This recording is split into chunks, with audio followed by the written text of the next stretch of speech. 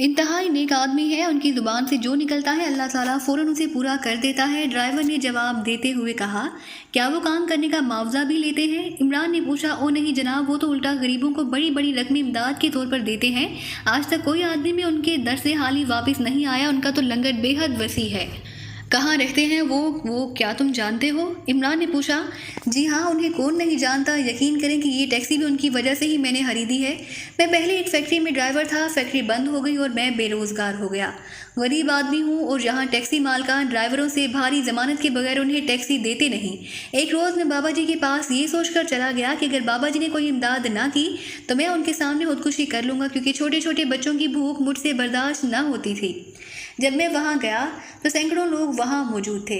اتنے لوگوں کو دیکھ کر میں مایوس ہو گیا کہ نہ جانے مجھے بابا جی تک پہنچنے کا بھی موقع ملے گا بھی یا نہیں۔ میں ایک طرف جا کر بیٹھ گیا۔ تھوڑی دیر بعد ایک آدمی آیا، اس نے مجھ سے کہا کہ آؤ میں تمہیں نئی ٹیکسی دلا دوں۔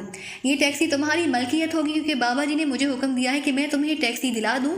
میں بڑا حیران ہوا اور مجھے اس شخص نے واقعی مارکیٹ سے بھی یہ نئی ٹیکسی دلا دی، رسید میرے نام سے لکھوائی اور پھر چابیاں میرے ہاتھ میں دے کر چلا گیا۔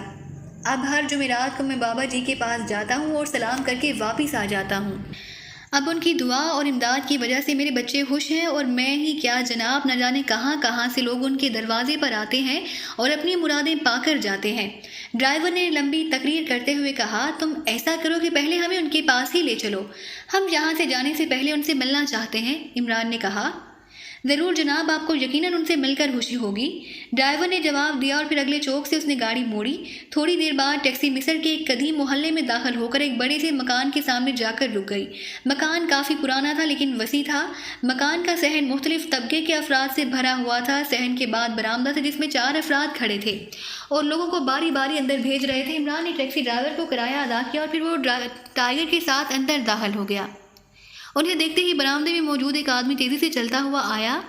آپ غیر ملکی ہیں جناب؟ اس آدمی نے کہا، ہاں، ہمارا تعلق پاکیزہ سے ہے، ہم بابا کاکم سے ملنے آئے ہیں۔ عمران نے جواب دیا، او اندر تشریف لائیے، آپ مہمان ہیں اور بابا جی کا حکم ہے کہ مہمانوں کی بہترین انداز میں خدمت کی جائے۔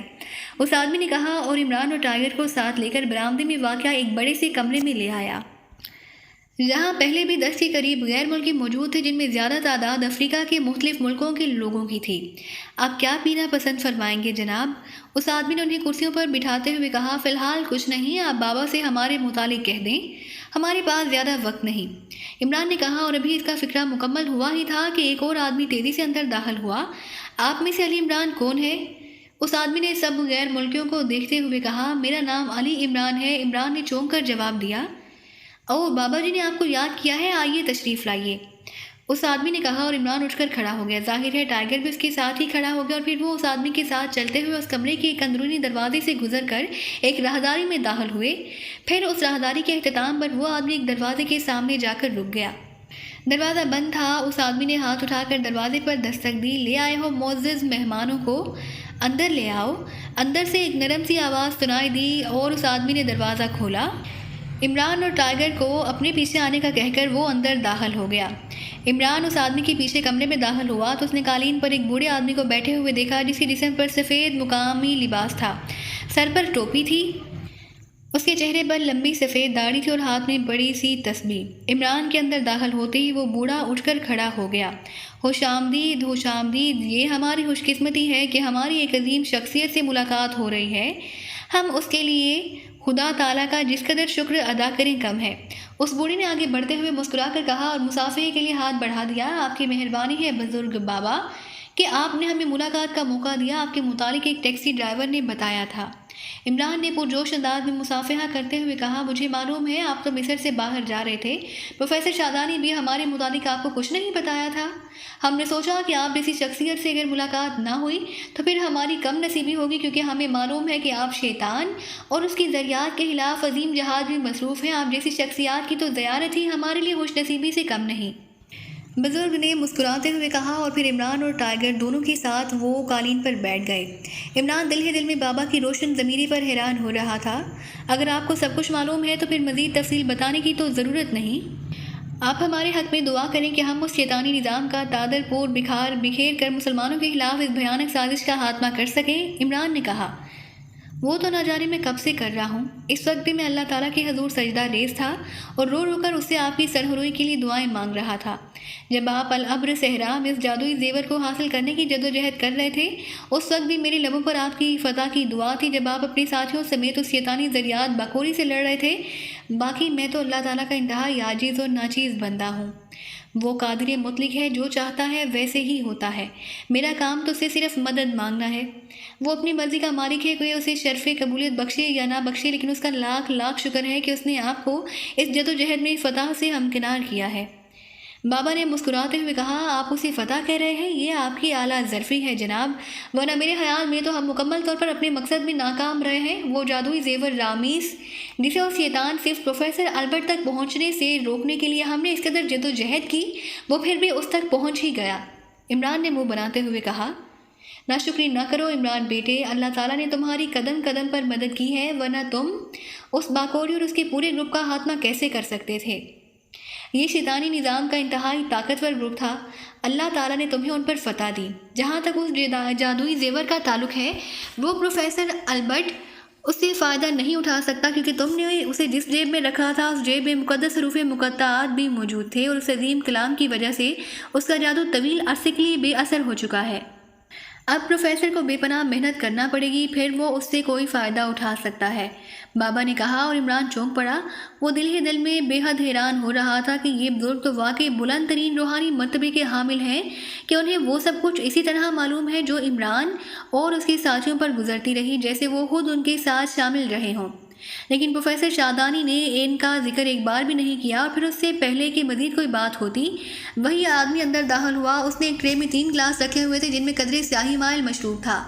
یہ لو، یہ ہماری طرف سے تحفہ ہے، اس میں وہ سب کچھ موجود ہے جو اس پروفیسر کے مقابل تمہارے کام آئے گا، بزرگ بابا نے مسکراتے ہوئے کہا، اور اس آدمی نے مشروب کا ایک گلاس عمران اور ٹائیگر کی اور بڑھا دیا اور ایک گلاس بابا جی کے سامنے رکھ دیا۔ یہ کیسا مشروب ہے؟ مجھے تو اس میں سے بڑی ناگوار سی بو آ رہی ہے۔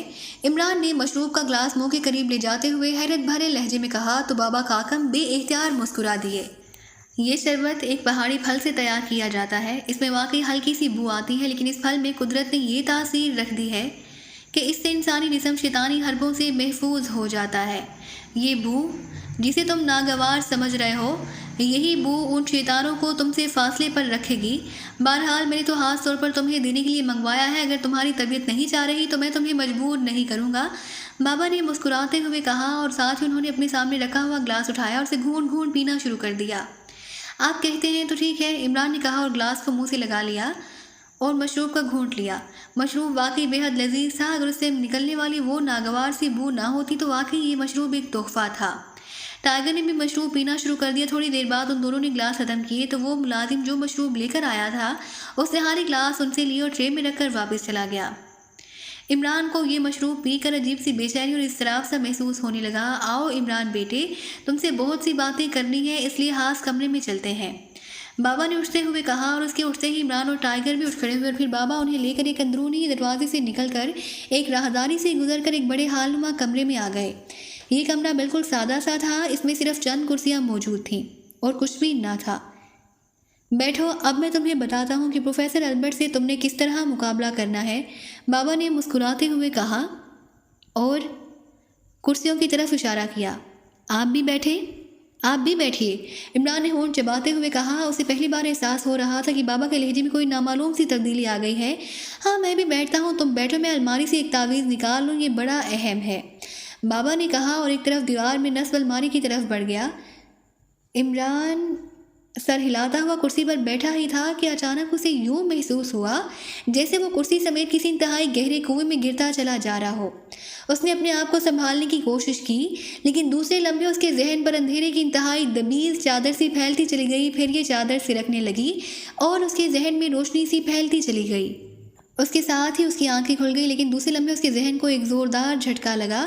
اس نے دیکھا کہ وہ انتہائی موٹی موٹی زنجیروں سے جکڑا ہوا ایک دیوار کے ساتھ بیٹھا ہوا ہے۔ اس نے تیزی سے گردن گھمائی تو ساتھ ہی ٹائیگر بھی اس کی طرح زنجیروں میں جکڑا بیٹھا تھا، لیکن اس کی آنکھیں بند تھیں اور گردن ایک طرف ڈھلکی ہوئی تھی۔ یہ ایک چھوٹا سا کمرہ تھا جس کی دیواروں پر جگہ جگہ شیطانی تصویریں بنی ہوئی تھیں، عجیب مکروہ سی نظر آنے والی تصویریں۔ یہ کیا ہو گیا؟ یہ میں کہاں آ گیا ہوں؟ عمران نے انتہائی حیرت سے بڑبڑاتے ہوئے کہا۔ اسی لمحے جیسے دیوار پر بنی ہوئی ایک مکروسی تصویر یکلہ زندہ ہو گئی۔ وہ کوئی عجیب الحرکت سا کیڑا تھا، مکڑی اور چھپکلی دونوں سے مل کر بنا ہوا۔ تم پہتاری کی قید میں ہو اور اب پہتاری تمہیں عبرتناک موت مارے گی۔ اس عجیب الحرکت کیڑے سے ایک چیختی ہوئی آواز سنائی دی۔ پہتاری مطلب ہے جبوتی، مگر یہ سب کیسے ہو گیا؟ وہ بابا کاکم، وہ کہاں گیا ہے؟ یہ سب کیا ہے؟ عمران نے حیران ہو کر پوچھا۔ پہتاری آ گئی، پہتاری آ گئی، اس کیڑے نے یکلہ چیختے ہوئے کہا، اور پھر جیسے کمرہ عجیب و غریب خوفناک آوازوں سے گونج اٹھا، انتہائی تیز اور مکروہ آوازوں سے دیواروں پر بنی ہوئی تمام مکروہ تصویریں زندہ ہو کر دیواروں پر ادھر ہی ادھر دوڑنے لگیں۔ عمران نے فوراً آیت الکرسی پڑھنے کی کوشش کی، لیکن وہ دوسرے لمحے یہ محسوس کر کے پاگل سا ہو گیا کہ اسے کچھ بھی یاد نہ آ رہا تھا۔ اس نے دوسری آیت پڑھنے کی کوشش کی، لیکن بے سود اسے یوں محسوس ہو رہا تھا جیسے اس کے ذہن سے تمام مقدس کلام غائب ہو گیا ہو۔ یہ سب کیا ہو گیا ہے؟ یہ سب کیا ہو گیا؟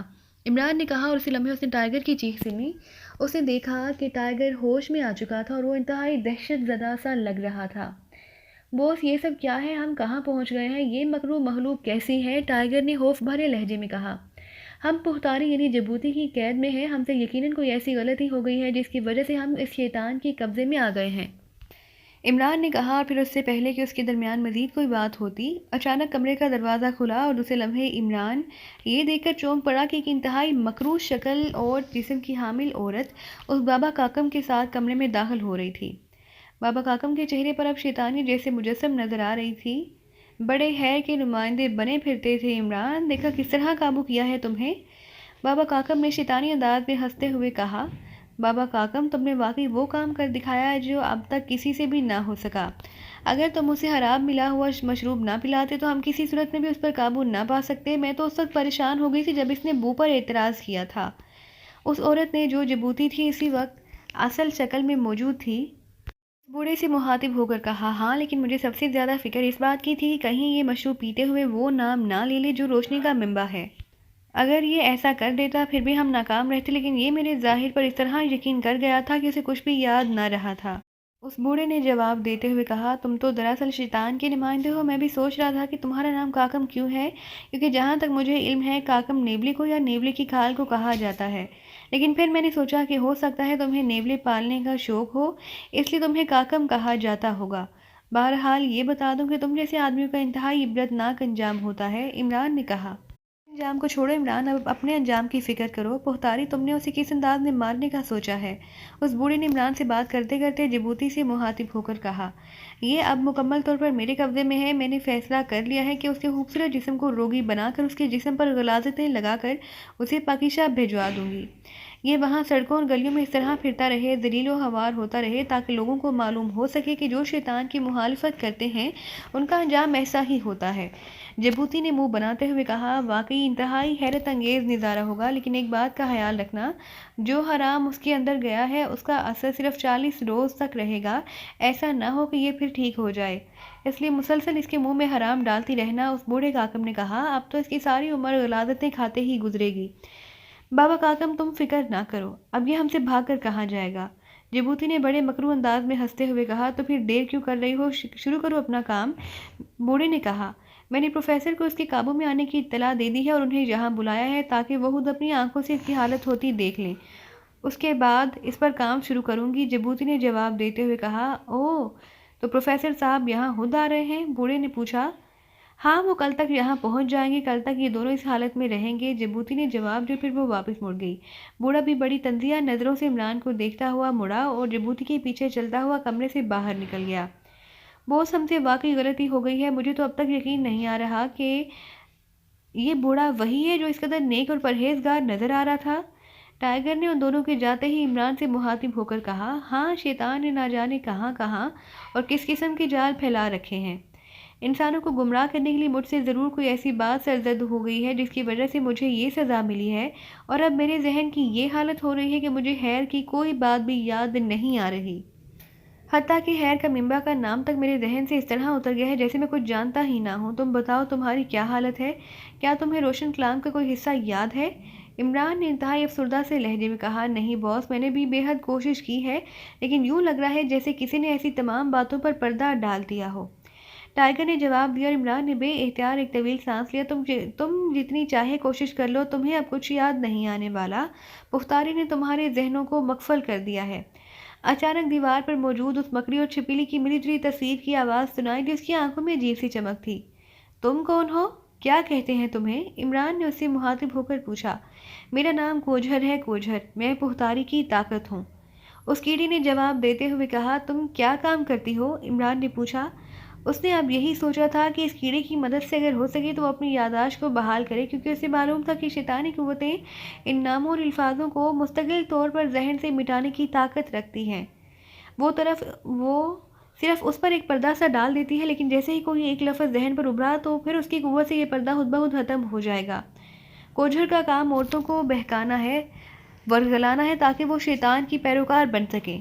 ہم عورتوں کے دلوں میں گناہ کی ہوس کو بڑھاتی ہیں، اس کیڑے نے جواب دیتے ہوئے کہا۔ لیکن تم یہ کام کس طرح کرتی ہو؟ تم تو یہاں موجود ہو جبکہ دنیا میں اربوں خربیں عورتیں ہوں گی۔ عمران نے کہا۔ میں تو یہاں صرف اس طاقت کی مجسم صورت میں موجود ہوں، میری طاقت تو نہ جانے کہاں کہاں کام کر رہی ہے، کوجھر نے جواب دیا۔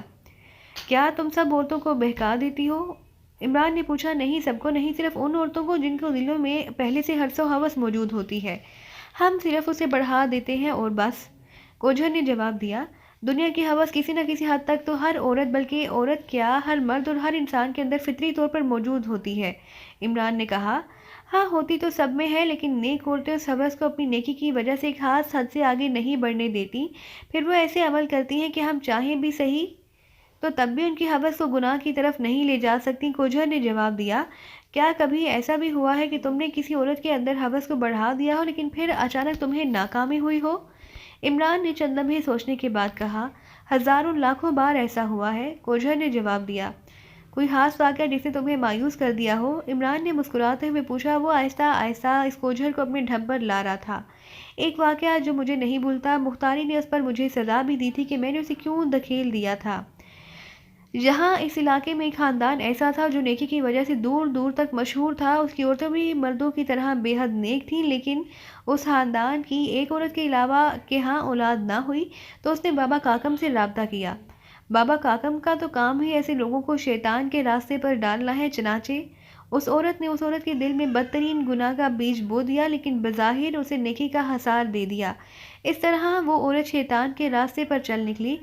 پھر یہ عورت میری تحویل میں دے دی گئی کہ میں اس عورت کو اس راستے پر اس قدر آگے لے جاؤں کہ بس اس کی وجہ سے اس خاندان کی دوسری عورتیں بھی شیطان کے راستے پر چل نکلے۔ میں نے اپنا کام شروع کر دیا اور وہ عورت میری مرضی کے مطابق آگے بڑھتی رہی، لیکن پھر اچانک ایک واقعہ ایسا ہوا کہ ہماری ساری کوششیں یکلخت ناکام ہو گئیں۔ اس عورت کی ملاقات ایک ایسی عورت سے ہو گئی جو انتہائی نیک تھی۔ اسے اس عورت کے دل کا حال معلوم ہو گیا۔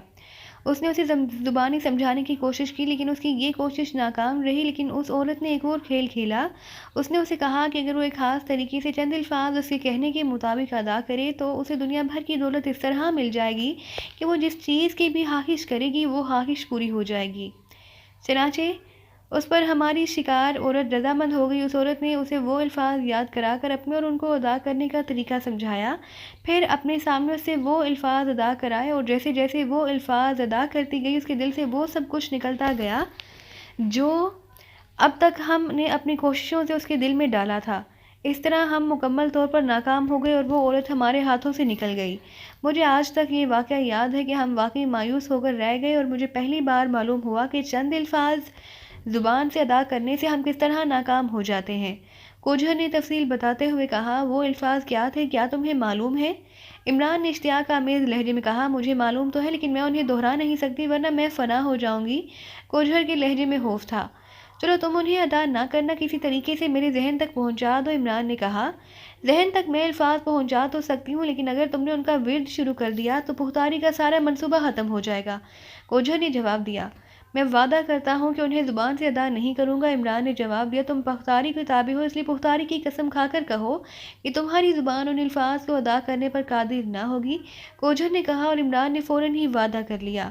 اپنی آنکھیں میری آنکھوں میں ڈال دو، کوجھر نے کہا، اور عمران نے اس کی چھوٹی چھوٹی آنکھوں میں جیسے ہی آنکھیں ڈالی اسے یوں محسوس ہوا جیسے اس کے ذہن پر چند الفاظ کے نقوش ابھرنے لگ گئے ہوں۔ گو ان الفاظ کے نقوش آہستہ آہستہ ابھر رہے تھے، لیکن بہرحال وہ ابھر ضرور رہے تھے، اور پھر تھوڑی دیر بعد جب یہ الفاظ پوری طرح ابھر آئے تو عمران بے اختیار چونک پڑا۔ یہ استغفار کے الفاظ ہیں، وہ الفاظ جن کی مدد سے معافی طلب کی جاتی ہے۔ اس نے فوراً انہیں زبان سے ادا کرنے کی کوشش کی، لیکن دوسرے لمحے اس کا ذہن یہ محسوس کر کے بھگ سے اڑ گیا کہ جیسے ہی وہ یہ الفاظ بولنے کی کوشش کرتا، اس کی زبان بے حس ہو جاتی۔ عمران نے فوراً ہی اپنا رخ سائڈ پر موجود ٹائیگر کی طرف موڑا جو خاموش بیٹھا اس طرف دیکھ رہا تھا۔ آئی کوڈ، عمران نے کہا، اور اس بار اس کی زبان میں حرکت آ گئی اور ٹائیگر چونک پڑا۔ عمران نے ان الفاظ کو زبان سے ادا کرنے کی بجائے آنکھوں کو محسوس انداز میں جھپکا کر آئی کوڈ کی مدد سے ٹائیگر کو منتقل کرنا شروع کر دیا۔ ٹائیگر جس حرف کو نہ سمجھ سکتا وہ جواباً آئی کوڈ میں پوچھ لیتا، اور پھر کافی جدوجہد کے بعد عمران نے اپنے ذہن پر ابھرنے والے الفاظ کو ٹائیگر تک پہنچا دیا۔ تم نے کوئی قسم نہیں اٹھائی، اس لیے ان کا ورد اونچی آواز میں کرو، عمران نے کہا، اور دوسرے لمحے ٹائیگر نے اونچی آواز میں استغفار کا ورد شروع کر دیا۔ رک جاؤ، یہ تم کیا کر رہے ہو؟ رک جاؤ، یکلخت کوجھر نے چیختے ہوئے کہا، اور اس کے ساتھ ہی وہ دیوار پر اس طرح بے چینی اور اضطراب سے دوڑنے لگی جیسے اس کے جسم میں نظر نہ آنے والی آگ لگ گئی ہو۔ استغفار کے مقدس الفاظ جیسے ہی عمران کے کانوں میں پڑے، اسے یوں محسوس ہوا جیسے اس کے ذہن کے اندر کہیں آتش فشاں پھٹ پڑے ہوں، اور دوسرے لمحے اس کی زبان سے خود بخود استغفار کے الفاظ نکلنے لگے۔ اس کے ساتھ ہی ایک خوفناک دھماکہ ہوا، اور ایک لمحے کے لیے ہر طرف چیخنے اور رونے کی کریہا آوازیں سنائی دیں۔ پھر تعفن بھری انتہائی خوفناک بو ادھر ادھر پھیلنے لگی۔ اس کے ساتھ ہی چاروں طرف پھیلا ہوا گہرا سیاہ رنگ کا دھواں چڑھتا چلا گیا۔ دھواں چڑھتے ہی عمران کو یوں محسوس ہوا جیسے تیز روشنی چاروں طرف سے آبشار کی طرح بہہ رہی ہو۔ دوسرے لمحے عمران بے اختیار اٹھ کر کھڑا ہو گیا۔ اس نے دیکھا کہ وہ ایک ویران سے پہاڑی علاقے کے ایک وادی میں کھڑا ہوا تھا۔ ہر طرف ویرانی ہی ویرانی تھی۔ جلے ہوئے اور خشک پہاڑ تو تھے جہاں جھاڑی کا ایک تنکا تک موجود نہ تھا۔ وہ زنجیریں جن میں وہ جکڑا ہوا تھا وہ سب غائب تھیں۔ یہ ہم کہاں پہنچ گئے ہیں بوس؟ ٹائیگر کی انتہائی حیرت بھری آواز سنائی دی۔ اللہ تعالیٰ نے ہم پر کرم کر دیا ہے ٹائیگر، ورنہ اس بار واقعی ہم شیطان کے پنجے میں بری طرح پھنس گئے تھے۔ یقیناً ہم سے کوئی غلطی ہوئی ہے جو استغفار کی برکت سے اللہ تعالیٰ نے معاف فرما دی ہے، عمران نے قدرے جذباتی لہجے میں کہا۔ ویسے بہت زندگی میں پہلی بار ان مقدس الفاظ نے میرے دل اور جسم کو سکون سے بھر دیا ہے۔ ان الفاظ کو دہراتے ہوئے مجھے ایسا لطف آیا کہ میں اسے بیان نہیں کر سکتا۔ مجھے یوں محسوس ہو رہا تھا کہ جیسے میں ایک پرندہ ہوں اور انتہائی خوبصورت باغ میں کسی گھنے درخت کی ٹھنڈی چھاؤں میں بیٹھا چہچہا رہا ہوں۔ یقین کریں بوس، یہ میری زندگی کا انوکھا تجربہ تھا، ٹائیگر نے کہا، اور عمران بے اختیار مسکرا دیا۔ تو دوستو، یہ تھی ہماری آج کی کہانی۔ امید کرتے ہیں کہ آپ کو یہ ویڈیو پسند آئی ہوگی، لیکن جانے سے پہلے ہماری ویڈیو کو کیجیے لائک اور شیئر کرنا مت بھولیے، اور اسی کے ساتھ کومنٹ کر کے ہمیں بتائیے کہ آپ کو یہ کہانی کیسی لگی۔ اور اگر ابھی تک آپ نے اس چینل کو سبسکرائب نہیں کیا تو اس چینل کو کیجیے سبسکرائب اور بیل آئیکن دبا کر آل نوٹیفیکیشنز آن کر لیجیے۔